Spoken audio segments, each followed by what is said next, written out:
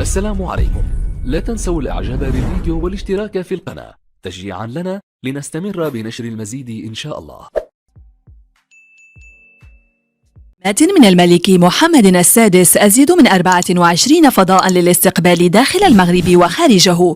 تم تهيئه لاستقبال ومواكبة المغاربة المقيمين في الخارج ضمن عملية مرحبا 2023 خلال العبور والرجوع من وإلى المغرب طيلة فترة العملية الممتدة ل3 أشهر ونصف.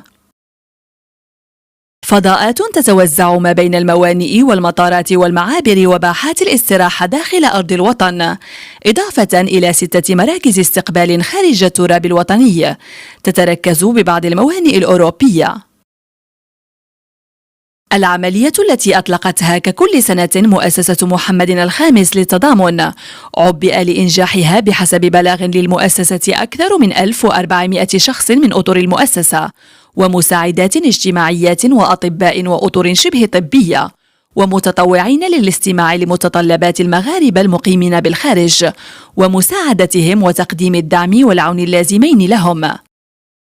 تقديم خدمات المساعدة الاجتماعية والطبية تتعزز أيضا بوجود مساعدات اجتماعيات خارج التراب الوطني على متن السفن خلال الرحلات الطويلة مثل ما تم خلال النسختين الأخيرتين. بلاغ المؤسسة أشار إلى أن خدمة الاتصال مرحبا متوفرة على مدى 7 أيام في الأسبوع و24 ساعة في اليوم طيلة مدة العملية على مستوى المكتب المركزي للتنسيق الذي يتوفر على خلية تتبع يومي للعملية.